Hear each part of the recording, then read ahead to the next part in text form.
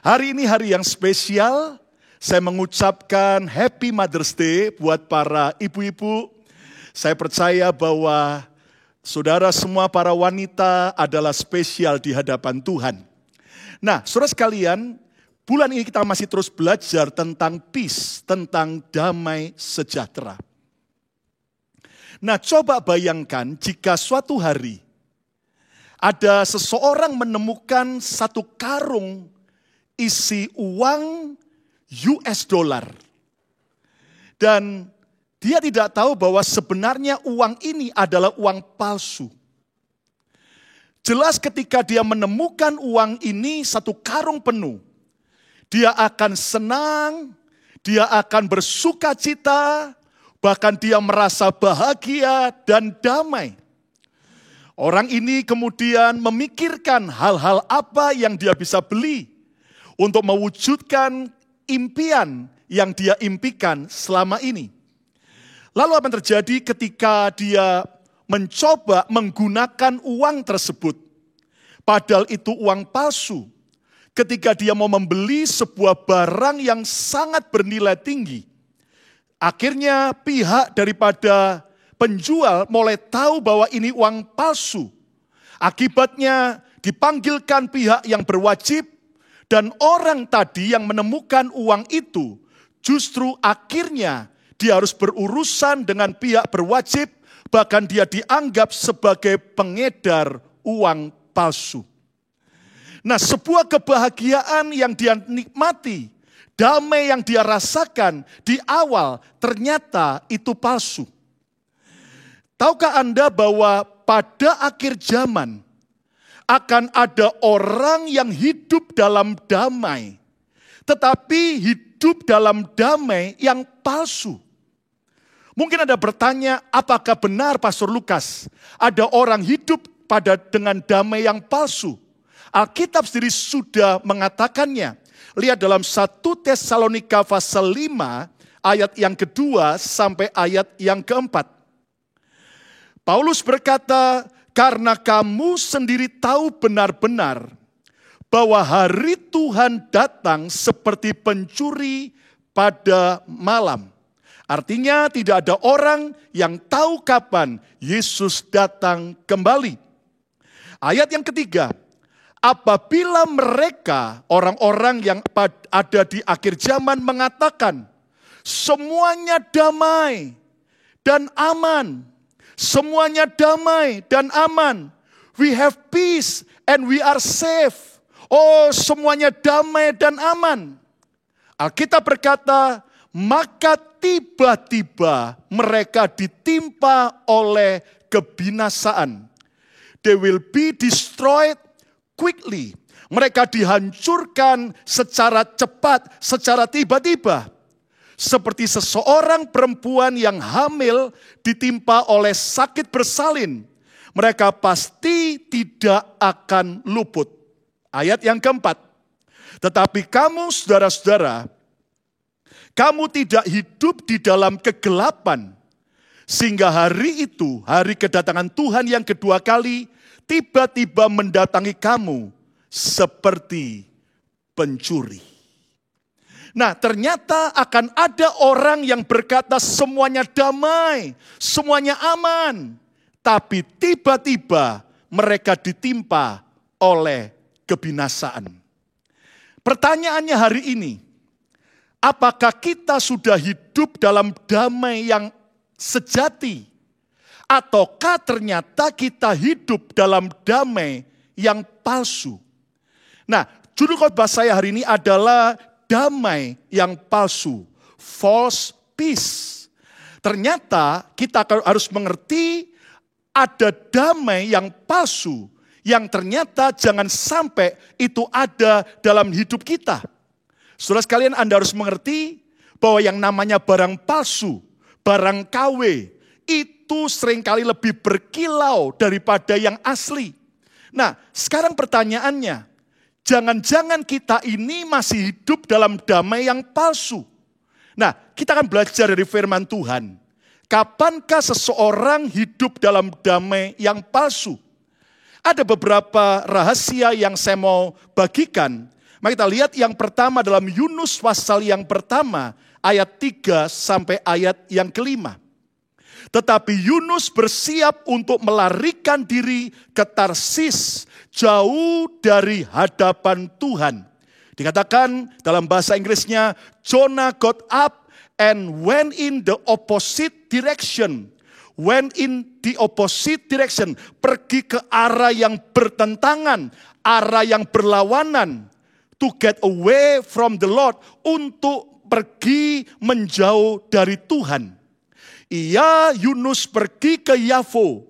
Dan mendapat di sana sebuah kapal yang akan berangkat ke Tarsis. Harusnya Yunus pergi ke Niniwe untuk menyampaikan kabar keselamatan dari Tuhan. Tapi justru Yunus pergi ke Tarsis, melarikan diri. Bahkan dia ada di arah yang berlawanan, bertentangan dengan apa yang Tuhan perintahkan. Alkitab berkata, iya, Yunus membayar biaya perjalanannya, lalu naik kapal itu untuk berlayar bersama-sama dengan mereka ke Tarsis, jauh dari hadapan Tuhan. Ayat yang keempat. Tetapi Tuhan menurunkan angin ribut ke laut. Lalu terjadilah badai besar, sehingga kapal itu hampir-hampir terpukul hancur. Ayat yang kelima. Awak kapal menjadi takut, masing-masing berteriak-teriak kepada Allahnya, dan mereka membuang ke dalam laut segala muatan kapal itu untuk meringankannya. Tetapi lihat, Yunus telah turun ke dalam ruang kapal yang paling bawah dan berbaring di situ, lalu tertidur dengan nyenyak. Nah, perhatikan bagaimana Yunus bisa tidur di tengah badai, tetapi ia sedang melawan perintah Tuhan. Ia sedang pergi ke tujuan yang bertentangan dengan yang Tuhan perintahkan. Untuk pergi ke Niniwe, tetapi justru ia pergi ke Tarsis. Yunus bisa tidur di tengah badai, tapi ini ternyata adalah damai yang palsu. Nah, saudara sekalian, kita belajar. Yang pertama, damai yang palsu itu adalah damai saat seseorang hidup dalam pemberontakan. Peace while living in rebellion. Saat seseorang hidup dalam pemberontakan. Yunus ini bisa tidur saat kapalnya diterjang badai. Karena Yunus hidup dalam damai yang palsu. Dia sedang melawan Tuhan. Dia sedang memberontak kepada perintah Tuhan. Nah, dengar baik-baik. Hari ini, posisi hidup saudara sedang menuju kemana? Sedang menuju ke Niniwe kah? Menuju kepada perintah dan kehendak Tuhan? Ataukah justru arah hidup kita sedang menuju ke Tarsis? Justru memberontak, melawan dari apa yang Tuhan perintahkan? Saudara sekalian, dengar baik-baik. Jika sampai ada di antara kita yang masih menuju ke Tarsis, kita sedang berontak melawan perintah Tuhan, kita sedang tidak mau taat kepada apa yang Tuhan inginkan. Hari ini saudara sekalian, pesan Tuhan buat kita, balik kembali menuju ke Niniwe Anda. Balik kembali kepada kehendak Tuhan yang sempurna, yang setuju, katakan amin. Bisa berdiri di tengah badai, itu bagus. Bisa berdiri saat orang lain jatuh, itu bagus. Tapi yang jauh lebih penting, bukan hanya sekedar berdiri, tetapi kita sedang berdiri menghadap kemana? Apakah kita berdiri menghadap ke arah yang benar, atau kita berdiri menghadap ke arah yang salah? Istilahnya sekarang saya berdiri, tapi kalau saya berhadapan ke arah yang salah, Anda tidak melihat wajah saya yang ganteng ini, tapi Anda cuma lihat dari samping. Jelas saya berdiri, tapi saya tidak benar. Nah, saudara sekalian, ketika saya memalingkan arah saya ke arah kamera ini, ke arah saudara, ke arah yang benar, maka Anda akan berkata, Pastor Lukas, Anda sekarang berdiri di arah yang benar. Nah, saudara sekalian, ada orang-orang yang hidup damai, tapi damainya palsu ketika orang itu masih hidup dalam pemberontakan. Saudara lihat hari-hari ini ada orang hidupnya sukses walaupun dia hidup dalam dosa. Oh, bahkan dia berkata, well, aku hidup dalam dosa, toh ternyata aku tetap sukses. Lalu dia hidup dalam damai. Bahkan dia memamerkan kesuksesannya, padahal hidupnya enggak benar. Saudara sekalian, itu adalah damai yang palsu. Ada juga orang yang hidupnya berhasil, padahal dia sudah jauh tinggalkan Tuhan. Dia merasa aku berhasil bisa tanpa Tuhan. Coba lihat, aku nggak perlu Yesus kok. Hati-hati, semua hanya TTM, tunggu tanggal mainnya. Nah, saudara sekalian, hari ini mari kita kembali periksa hidup kita.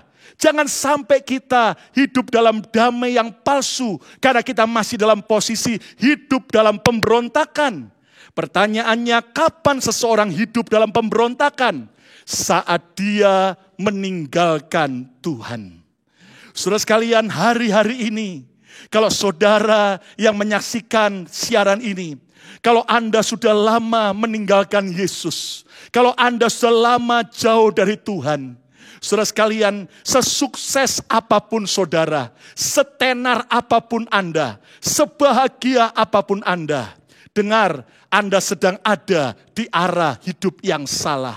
Pesan kasih Yesus buat setiap saudara, kembalilah kepada Yesus, kembalilah percaya Yesus, kembalilah mendekat kepada Yesus. Tangan Yesus terbuka lebar karena kasih-Nya buat saudara dan saya.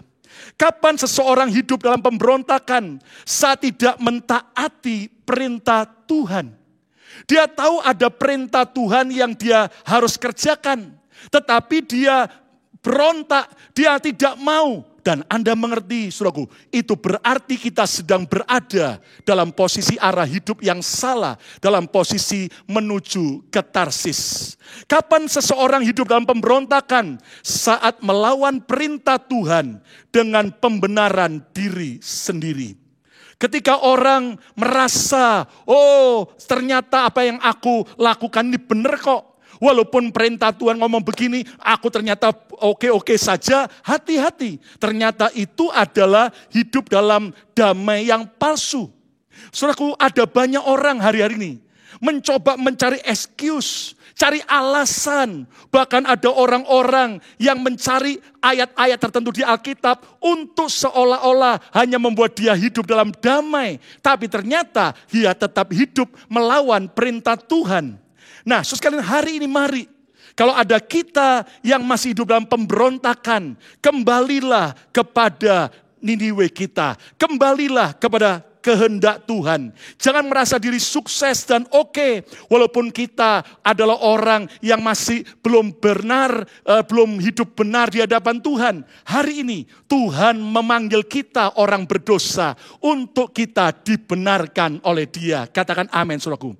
Nah, coba lihat. Ada orang contohnya terus merasa buktinya aku berhasil, aku sukses tanpa Yesus. Toh aku gak percaya Yesus, aku gak ke gereja, toh aku gak pernah berdoa, gak pernah baca kitab, semuanya berhasil. Hati-hati, itu ternyata adalah damai yang palsu. Ada orang lain lagi yang terus hidup dalam kebencian. Dia tahu perintah Tuhan harus mengampuni. Tetapi dia berkata, no way, 1, 2, 3, sampai mati pun aku tidak akan pernah mau mengampuni si monyet satu itu. Hati-hati, kalau ternyata kita merasa damai, walaupun kita masih simpan kebencian, ternyata itu adalah damai yang palsu. Ada orang yang tidak taat dengan terus hidup dalam dosa, dalam perzinahan, dalam perselingkuhan. Dan dia bungkus rapat dengan semua yang kelihatan agamawi. Dengan semua yang kelihatannya wow, membuat orang terkagum-kagum. Tapi ternyata selama ada dosa yang belum kita bereskan dan belum kita tinggalkan, kita berada dalam damai yang palsu. Ternyata mungkin ada orang yang saudaraku ternyata tidak taat beribadah. Tapi dia merasa bahwa oke-oke saja. Atau ada orang yang merasa bahwa oh ini anggapanku yang paling benar. Lalu dia dengan mencaci maki para hamba-hamba Tuhan. Dan dia merasa toh saya mencaci maki hamba Tuhan. Saya tetap hidup dalam berkat. Hati-hati, jangan sampai kita hidup dalam pemberontakan. Anda tahu dulu Orang itu kalau kawin dan cerai, malunya bukan main. Sekarang sudah zaman edian, saudaraku. Anda tahu kebalikan, orang yang kawin cerai sekarang ini malah ngesok, merasa hebat. Nih lihat gua kawin cerai, oke-oke aja. Hati-hati, saudara sekalian, jangan sampai kita hidup dalam damai yang palsu. Hari ini Tuhan masih menyayangi kita dan sangat cinta buat saudara. Kalau kita dengar peringatannya, bukan karena dia marah, bukan karena dia kejam, tapi justru dia mengasihi saya dan saudara. Katakan amin. Balik bukan lagi menghadap ke Tarsis, berontak melawan Tuhan, tapi balik kembali ke Niniwe Anda, kepada kehendak Tuhan. Lalu mungkin ada bertanya, tapi Pastor Lukas, buktinya ada orang, buktinya saya taat sama Tuhan, kok saya nggak merasakan damai sejahtera? Nah, saudaraku, kalau kita ikut Yesus, percayalah bahwa tidak ada janji Tuhan, kita akan hidup di jalan tol tanpa ada hambatan, tanpa ada masalah. Tetapi walaupun di tengah badai, tapi kalau kita hidup dalam ketaatan, hidup dalam kehendak Tuhan, percayalah di tengah badai, kesulitan apapun, di baliknya akan ada yang namanya sukacita dan berkat Tuhan. Katakan amin. Saudaraku, saya mendengar kesaksian ada jemaat kami, sekian tahun yang lalu ketika kita gereja ini lagi dalam proses pembelian gedung dan kemudian kita renovasi tahun 2008 di masa-masa krisis ekonomi yang sedang melanda. Saudara-saudara, hari itu kami semua para hamba Tuhan, jemaat gereja ini, kami mau taat menabur untuk pekerjaan Tuhan. Dan Anda tahu saya pun sekeluarga sampai cincin emas kami, semua perhiasan kami, bahkan semua tabungan kami kuras, kami taburkan untuk renovasi gedung dan untuk pembelian gedung. Nah, Anda tahu ada jemaat ini suami istri, dia juga melayani di gereja ini. Dan Anda tahu saudara, dia waktu itu istrinya sedang hamil anak pertama. Dan ketika kehamilan anak itu sudah semakin besar, usia 8 bulan dalam kandungan. Jelas sang istri akhirnya harus berhenti bekerja untuk siap melahirkan. Dan di saat itulah tiba-tiba sang suami mendengar suara Tuhan. Kamu harus berkorban memberikan sesuatu yang paling kamu sayangi, yang paling berharga dalam hidupmu. Dan tiba-tiba dia sadar bahwa yang dia punya, yang berharga waktu itu satu-satunya adalah kalung emas yang cukup berharga yang dia miliki. Nah, Anda tahu waktu dia cerita sama istrinya jelas tidak setuju dan berkata, kamu gila, saya sudah enggak kerja lagi karena siap melahirkan, kok malah kamu berikan untuk Tuhan yang paling berarti.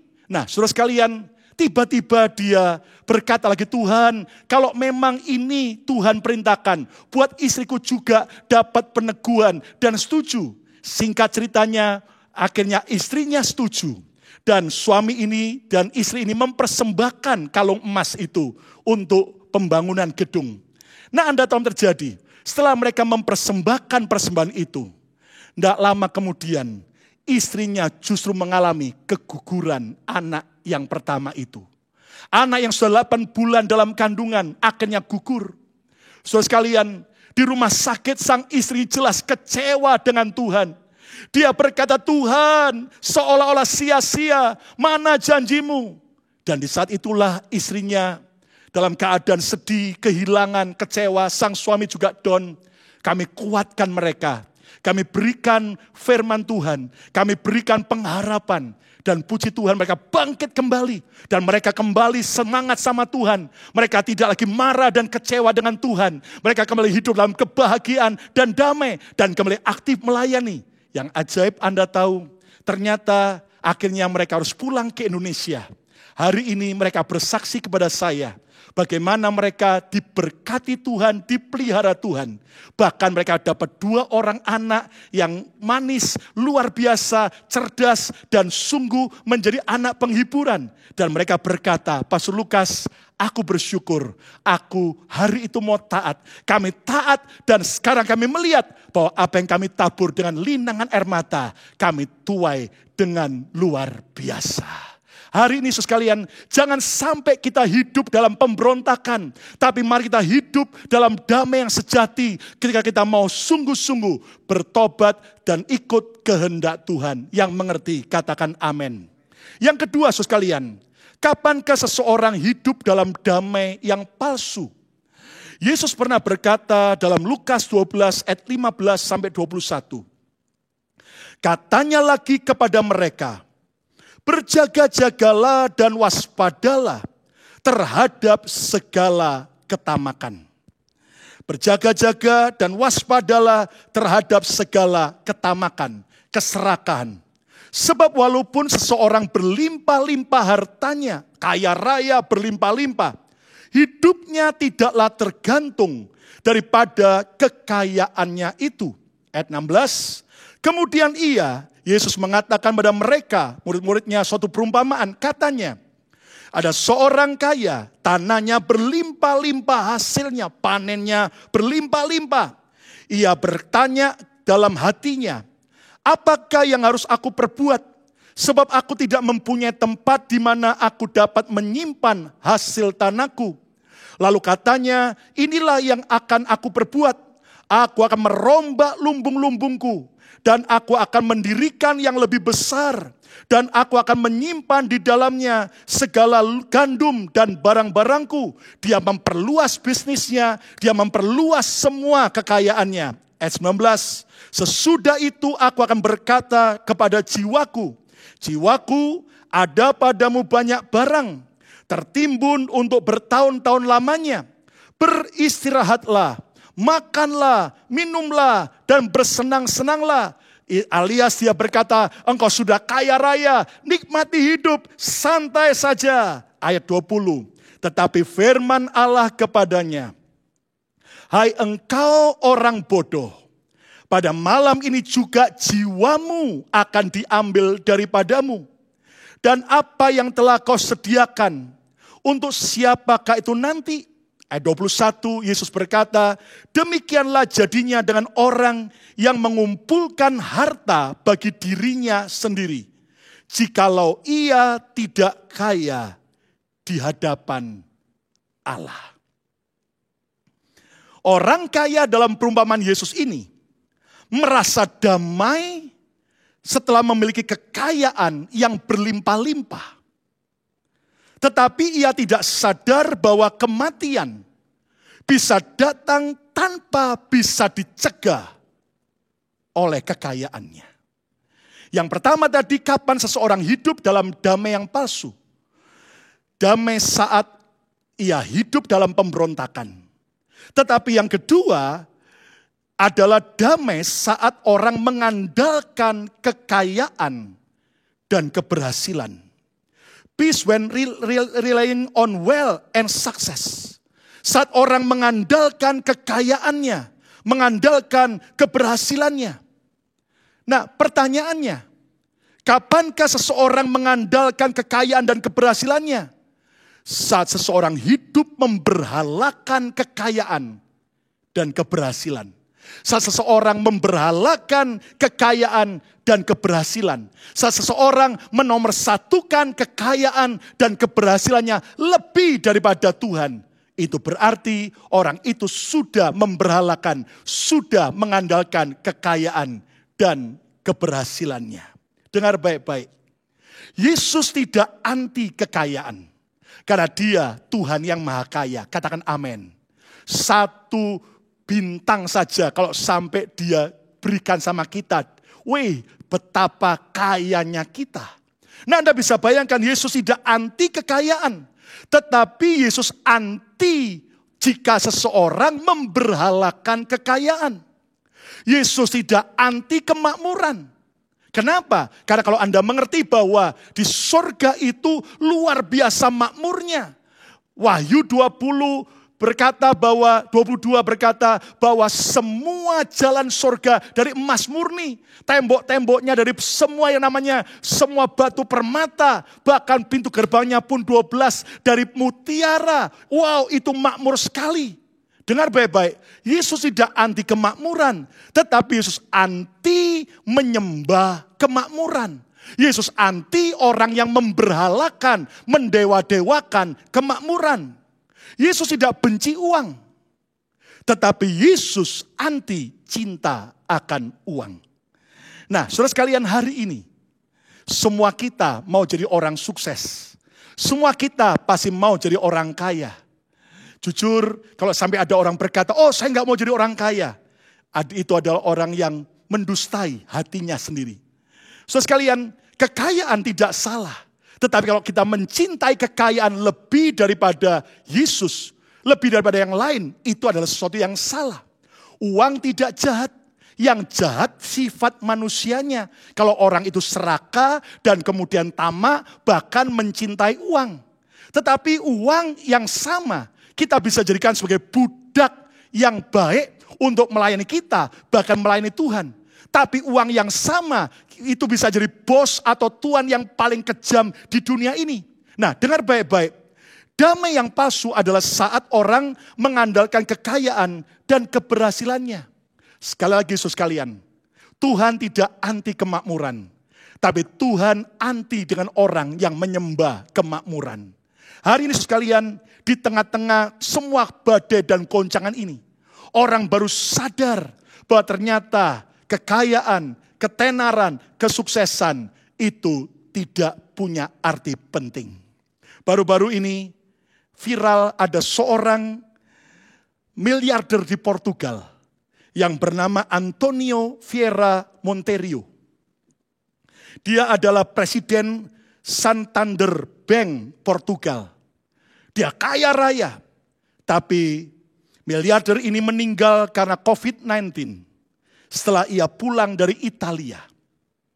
Lihat bagaimana dia kaya, tapi tetap akhirnya dengan virus yang kecil yang tidak kelihatan dengan mata, toh kekayaannya tidak bisa mencegah dia mati. Tetapi yang lebih tragis ternyata bukan soal berita kematiannya. Tapi salah seorang anaknya, putrinya, ketika melihat dan mengetahui ayahnya yang kaya raya mati, ayahnya, anaknya, putrinya ini menulis di sosial medianya. Dia berkata, kami sekeluarga kaya raya, tetapi ayahku meninggal seorang diri. Sulit bernafas, seperti tercekik karena mencari sesuatu yang gratis, yaitu udara. Sedangkan semua harta kekayaan yang telah dikumpulkannya selama ini ternyata tidak bisa membantunya, bahkan harus ditinggalkan begitu saja. Saudara, bukan soal kalimat yang menyedihkan dari putri miliarder Portugal ini. Tapi kalimat ini mau mengingatkan kita bahwa kekayaan, kesuksesan itu hanyalah sementara. Hari ini jangan sampai saudara merasa damai, tenang karena kau memberhalakan kekayaan maupun kesuksesan. Saudara, wabah penyakit menular semacam flu atau COVID-19 ini bukan cuma terjadi saat ini. Tapi kalau Anda lihat dalam sejarah dunia, sudah terjadi beberapa kali. Tapi jelas beda standar daripada flu-nya. Dan pada tahun 1347, Anda tahu Eropa juga sedang dilanda dengan wabah penyakit menular yang membuat ribuan orang meninggal waktu itu. Dan itu disebut sebagai wabah hitam. Wabah penyakit semacam flu yang sangat menakutkan. Dan di Eropa orang panik sampai ada sebuah kisah nyata yang terjadi. Di sebuah kota kecil di Jerman yang bernama Lübeck, Jerman. Saudara, hari itu penduduk kota Lübeck, Jerman, mereka semua merasa ketakutan dengan wabah penyakit. Mereka sadar bahwa semua uang dan kekayaan, perhiasan yang mereka kumpulkan tidak bisa memberikan jaminan untuk mereka tetap yaitu hidup. Apa yang terjadi? Mereka rame-rame datang mengunjungi gereja tersebut. Mereka itu kemudian mulai pergi ke gereja, Maka para hamba-hamba Tuhan, para biarawan ketakutan. Lihat orang banyak datang gereja. Mereka tutup pintu gereja. Dan orang-orang itu dari luar, mereka lempar emasnya ke dalam gereja.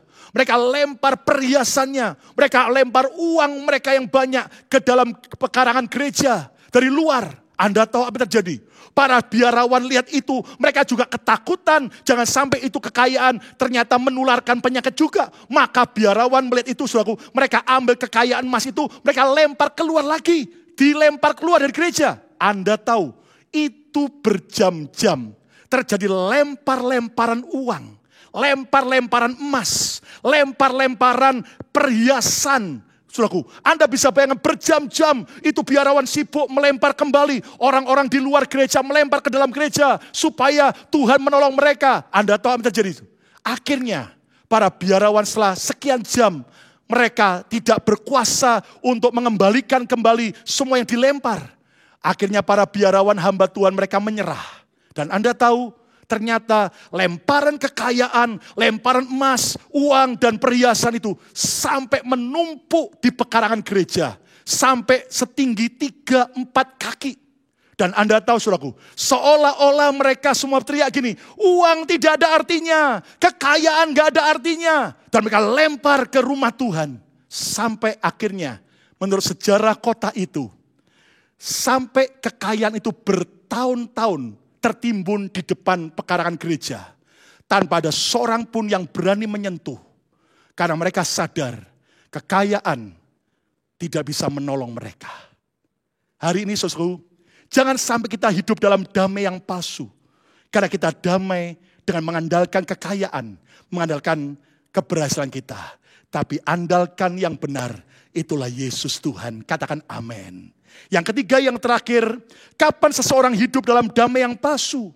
Amsal 6 ayat 9-11. Hai pemalas, berapa lama lagi engkau berbaring? Bilakah engkau akan bangun dari tidurmu? Orang pemalas suka tidur, berbaring. Dan orang suka tidur itu orang yang seolah-olah hidup dalam damai. Oh, tentram, nyaman. Tapi lihat ayat yang ke-10. Tidur sebentar lagi, mengantuk sebentar lagi, melipat tangan sebentar lagi untuk tinggal berbaring. Ayat 11, maka datanglah kemiskinan kepadamu seperti seorang penyerbu dan kekurangan seperti orang yang bersenjata. Seorang raja yang sangat sukses bernama Salomo memberi peringatan bahwa pemalas itu bisa tidur dengan damai. Padahal kemiskinan dan kekurangan akan datang menyerang hidupnya tanpa ia berkuasa menghindar. Saudara sekalian, yang ketiga yang kita harus belajar damai yang palsu adalah damai saat hidup dalam kemalasan. Peace when living in laziness. Hidup dalam kemalasan. Pemalas itu bisa tidur sebentar lagi, mengantuk sebentar lagi, dia merasa damai, dia merasa nyaman. Tapi ternyata dia hidup dalam kemalasan. Survei membuktikan di musim lockdown ini, di musim stay home ini, ternyata banyak orang, saudaraku, tambah semakin tambun, saudaraku. Berat badan bertambah. Bahkan di Indonesia, di satu daerah disurvei, tingkat kehamilan menanjak 110%, saudaraku. Katanya ini akan terjadi baby boomer. Kenapa? Untuk menggantikan orang-orang yang meninggal karena COVID-19. Akan ada ledakan kelahiran yang luar biasa. Jelas kita lagi stay home. Kita lebih baik memang ada di rumah karena situasi. Tapi jangan jadi orang yang malas. Kenapa? Karena orang yang malas itu, saudaraku, dia hidup dalam damai yang palsu. Nah, malas di sini bukan hanya soal bicara kerja. Tapi kita lihat, tanda kemalasan adalah apa? Suka menunda-nunda. Nah, sudah tahu ada tugas yang harus dilakukan. Entar. Sudah tahu harus segera cari Tuhan, berdoa. Bahkan minggu pagi segera bangun untuk ikut ibadah online. Entar. Nonton aja ntar malam. Saudaraku, hati-hati saudaraku ya. Mari jangan suka menunda-nunda untuk bertobat. Jangan suka-suka menunda. Saya masih muda. Lihat, yang mati karena COVID-19 bukan cuma yang tua-tua. Yang muda juga, bahkan anak kecil bisa meninggal. Tanda kemalasan adalah meremehkan tugas dan kesempatan. Ada tugas yang Tuhan beri, ada kesempatan yang Tuhan buka. Kita bilang, entar aja. Menyanyiakan hidup ini kesempatan. Jangan sia-siakan. Saya bersyukur gereja ini tanggap dengan semua kesempatan yang Tuhan buka. Kita akhirnya justru di masa seperti ini, kita membagi banyak makanan gratis. Dan saya percaya bahwa apa yang kita kerjakan tidak pernah sia-sia. Katakan amin. Tanda kemalasan adalah apa? Hidup tidak produktif. Ya kan, rencananya mulu-mulu, saudara. Impiannya besar, tapi saudara tidak produktif. Dan akhirnya impian besar hanya berakhir jadi impian di siang bolong. Hari ini mari, saudaraku, jangan sampai kita terus hidup dalam kemalasan. Nah, pertanyaan yang terakhir, kapankah seseorang hidup dalam damai sejati? Saat seseorang hidup dalam Kristus. Katakan amin. Saat saudara hidup dalam Kristus. Kapan kita hidup dalam Kristus? Saat kita hidup mempercayai Yesus. Saat kita hidup dalam pertobatan dan taat kepada apa yang Tuhan perintahkan.